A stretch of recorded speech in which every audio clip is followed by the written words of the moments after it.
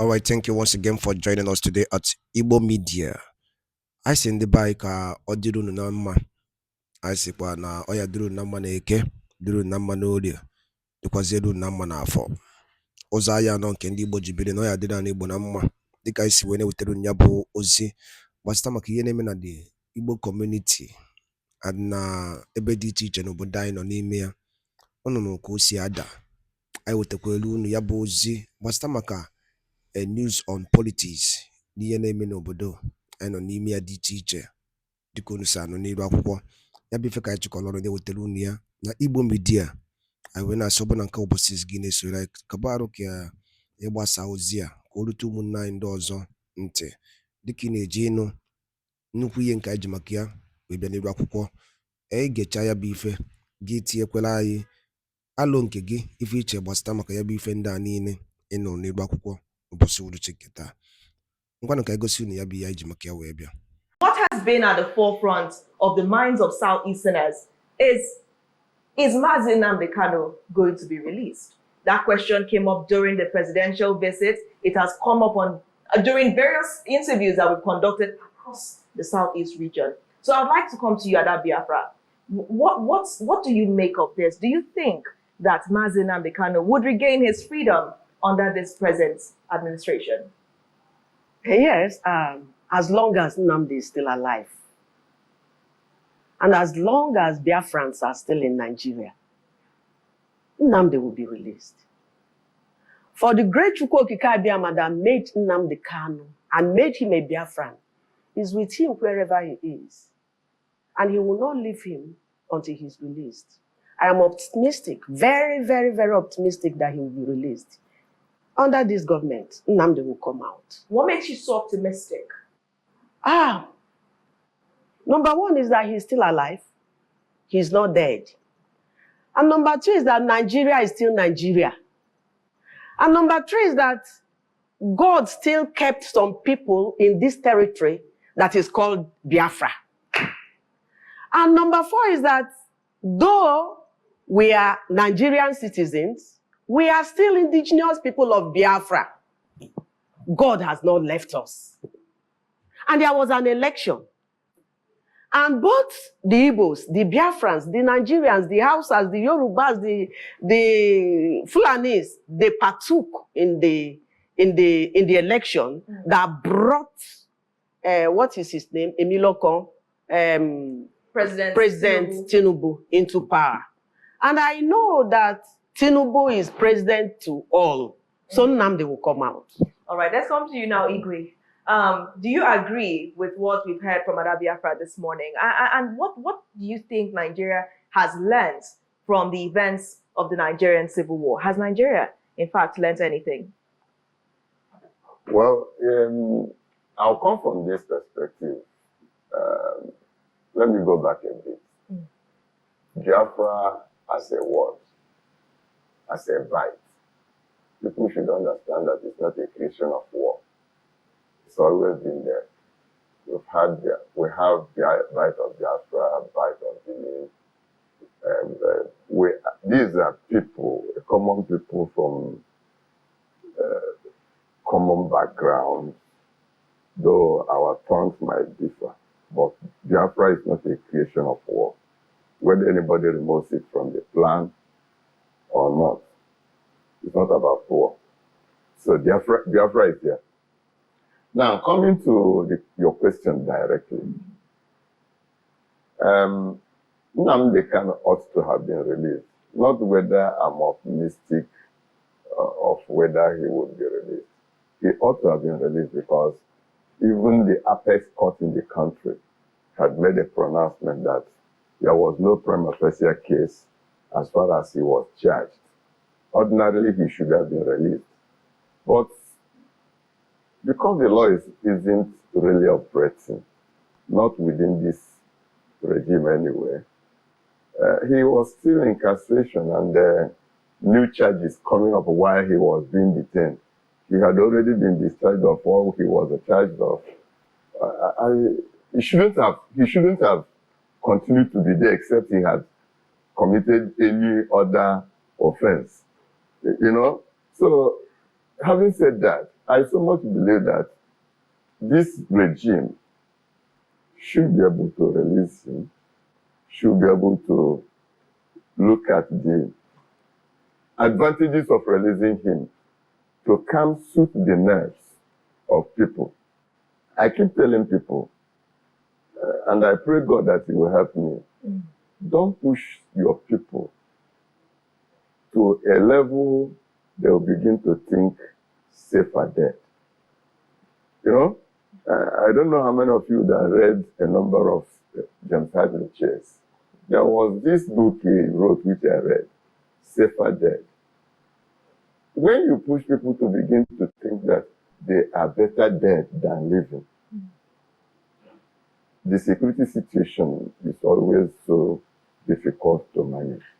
Because you are coming to a people or a certain group of persons who already believed that it was better dead. You know? So, having said this, I encourage the government of Nigeria to please release that young man. On point of law, he's been discharged by the Apex Court of Nigeria. He shouldn't still be there. Let us release him and begin to look at some other things that could be the cause of insurrection. Very important. Then your other question, whether we have learned a lesson from there. There are numerous lessons from the war, but whether we learned it is doubtful. If we had learned the lessons that the war taught us, we shouldn't be in the mess we are. Our society is so murky these days because we didn't learn anything from the war. Unfortunately, people wrongly are trying to suppress history. And once we suppress history, not trying to let people understand what happened, you might not be doing the correct thing. Leadership becomes so effective. I'm a leader one. Leadership becomes more effective when you are seen to be taking responsibility. This is done under my watch. It shouldn't have been done. I'm sorry about that. Oh, this is done under my watch. It should have been done. You take responsibility. You know, we should stop behaving like the ostrich. Once the ostrich hides its head, the ostrich thinks it's covered. It's covered everything. But every other part of the body is being seen. You know? So, a number of lessons. If I've had the opportunity of occupying the apex position, I would have managed the situation differently. All right. Like I have always told you, I don't know. Okay. I have always said it in different media houses. Yes. Yes, you can't delete Biafra. But I want to tell Biafrans that I want a more psychological Biafra than physical Biafra. All right. Let me quickly get the thoughts of Ada Biafra on the issue. You supported the end to sit at home in Enugu. So I would like to know what your immediate reaction would be to the arrest of Simon Ekpa. Yeah, I think I was here, and I supported the arrest. I supported. I was crying and I was wailing. I was begging that those of them in the authority should get hold to Simon Ekpa. Because I made Simon the coordinator of Biafrans in Finland. I made him the coordinator. But he turned around. You see, when the value of a thing is not known, abuse is highly inevitable. Simon came in from the angle of destruction. That was not what we were preaching for. We were just asking Nigerians to allow us be. We are here. For God has created us and placed us here in a land that is flowing with milk and honey. And the enemies don't want us to stay. And we asked, what were we going to do? Or what are we going to do? If my enemy wants me to die, or he's playing a music that will take me to the other side, must I dance to that music? So because Simon was everything that the enemies wanted for us. So I love the arrest. And of course, you know that since that arrest, a kind of calm, a kind of normalcy is returning here. And I championed the end to sit at home. Because That's right. Igwe, That's right. Okay, let me come to you, and that's on the issue of diversity. Nigeria is a multi-ethnic, multi-tribal country. Do you think that there's now need for the country to manage its diversity better? There are countries of the world that are much more diverse than Nigeria. The US is quite a diverse society. Even the United Kingdom, this is quite a diverse society. The former Prime Minister is not a pure white man. The current person there also the same. So talk to us about managing our diversity to our own good here in the country. Yeah, eventually, it's so unfortunate that what should be our strength weakens us. Our diversity should be our strength. And having said that, I recommend these two books, Why Nations Fell, written by two professors, Professor Semogolu and Professor Robinson. I also recommend From Third to First World, written by Ekpa. Multi-ethnic diversity in a nation shouldn't be a curse. It should be a sort of strength. Let me tell you this. Singapore is more, okay, could be as many ethnic country as Nigeria. But one thing happened. Something happened between the Chinese Singaporeans and the Malays. There was a kind of crisis while Ekpa was sitting there. He allowed the law be. Ekpa himself was a Chinese Singaporean. The person who was found guilty was a Chinese Singaporean. He didn't say this is from my ethnic group. The law took its course. And that is one of the reasons. You know, I was in Cuba, and we asked them what was their source of strength for withstanding the blockade for over 50 years. They told us, though black and white, you see them here physically, but they are not existing. Which means everybody is treated equally, down to the education, where you have HND holders and BSc holders enjoying the same condition of service. It's unfortunate that when we come back here, I don't know what discrimination feels some people. In all endeavors, HND, BSc, you see somebody at lower grade hating the other person because he has HND. It doesn't, and their system was running. So, I have said this, and just like I said, I want a more psychological, a more non-physical Biafra by boundary. Our politicians, we have the capacity, the Igbo nation has the capacity to be the Silicon Valley of the entire Nigeria. We have the capacity to become the international hub for technology innovation. We should do that. Those things, we might not even know that Abuja is there.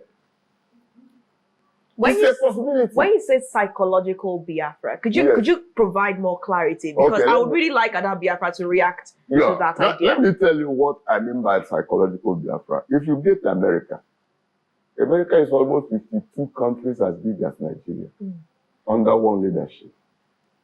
But they have a true federalism. In that true federalism, they are not divided. Everybody looks at what he has the comparative advantage. of. If you come to Silicon Valley, why are they even named Silicon? They are within the region where you have greater quantity of these microprocessors that make computer what it is, that advances technology. If we come back to the southeast, and our political office holders will now begin to do what they ought to do, our coal is there wasting. We have good quantity of natural gas here. There shouldn't be unemployment in this part of Nigeria. All right. We can develop what we want to develop. Ogbete here, coal camp here, is capable of placing the southeast on the world map. Aba is capable of placing Nigeria on the world map. Newu here is capable of placing Nigeria on the world map. Enugu, Abakaliki. We have the capacity to even be the food hub of Nigeria. Why can't we copy people like Michael Onokara? Where is our farm settlement? Had we oil by the time we built Hotel Presidential? Had we oil by the time we built our NTA? Had we our oil by the time we built University of Nigeria? A number of things could happen. And then we have more psychological Biafra, where people will begin to emulate us. Let me tell you, the similarities between us and the Silicon Valley. We are the early adopters.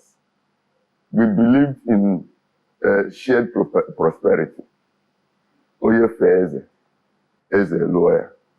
Just serve your richer brother, your richer uncle. Those things were the things that made us different. We are entrepreneurial, just like the Silicon people. All right, I have to cut you short and come straight to Ada Biafra. Now, the concept of psychological Biafra.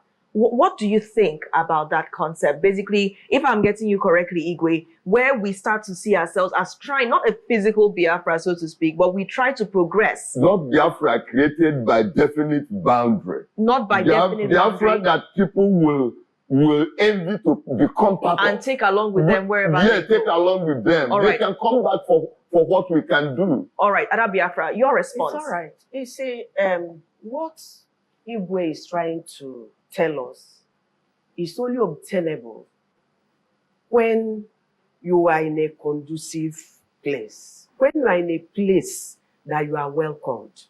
So many things are working against us. It's not even those of them who are governors or senators or whatever. So many things. Nigeria has dealt with us to an extent that we don't know where to go from here. We are talking about coal. Let us even talk about the security architecture of this country.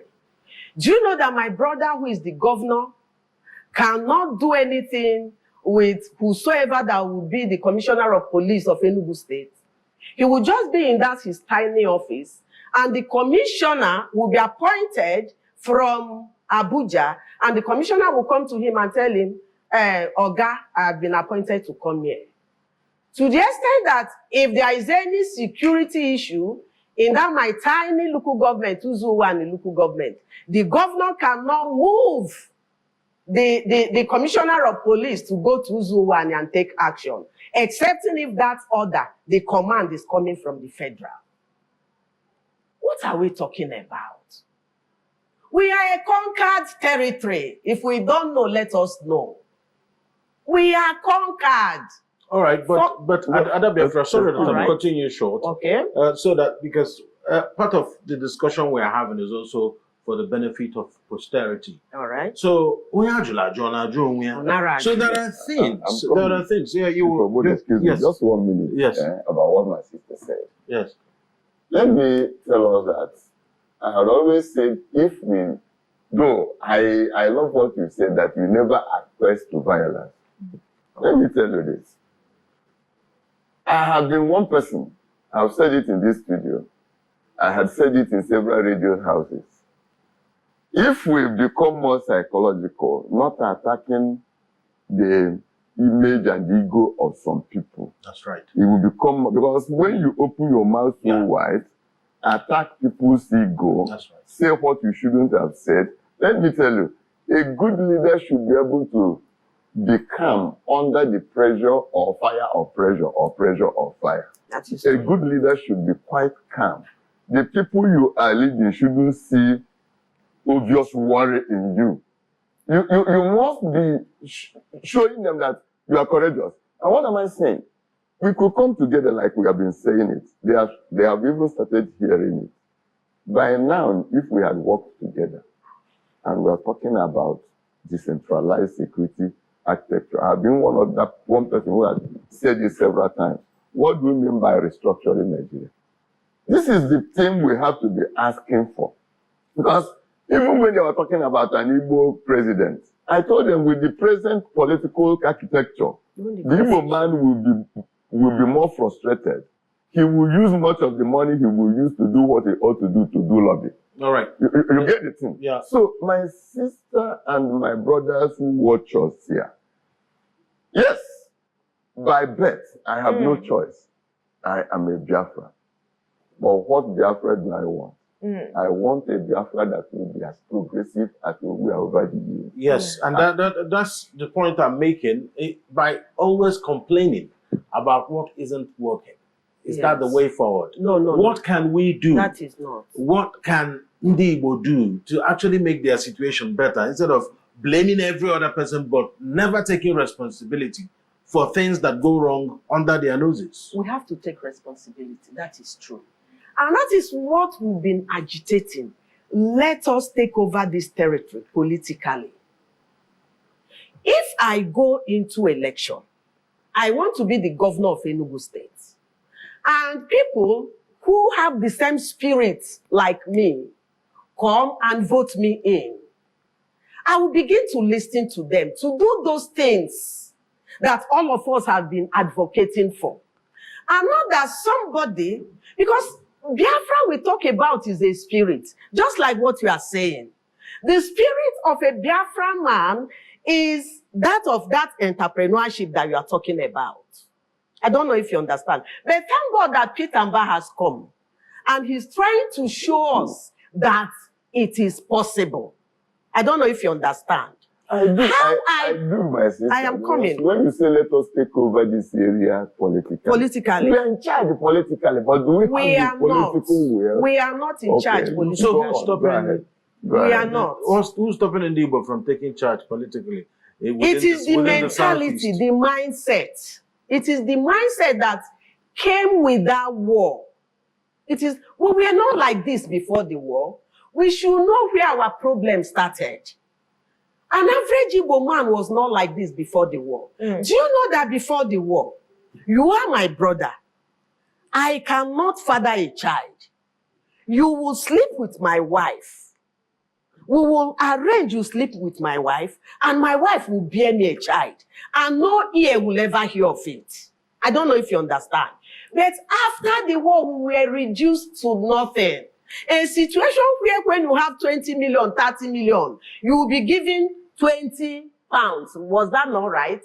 And you have about 100 children or 10 children to take care of. We began to look for wealth by all means. And things begin to, begins to deteriorate.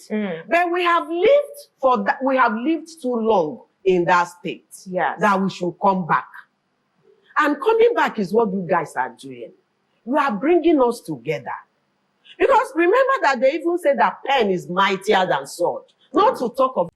And the by Ekenekweni Muno, Edikunu Swapto Gunu, Igapoyabi Fe, Nukwozito Kempa, Ejemakia, Webiani Rakuko, na Igbo Media, Boy by Siwene Uteruni Yabunukwozi, Dio Kempa, Bastamaki Yenemino, but I know Nimia, and Bastamaka Murowendi Bonazo, and Bastamaka Mazen Nam de Canus ladies.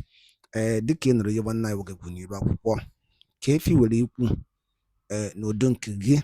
Asigi woke if you would you makana otako de banjo oya de kwanuma akuna otu munnem achom kunu tiela ya lonku ni fonu chere n'iru akwụkwọ ikucha ya bụ ife kabarụ share ya kwurutu munna anyị ndị ọzọ ntị kụrụtụ ụmụnne anyị ndị ọzọ ntị daalụ dị na ụmụnne m bụ ọma na-ege ntị anyị na-ekene ndị nne kunu si na-esoyere anyị siri ngwa nke mesịa n'ụmụ Igbo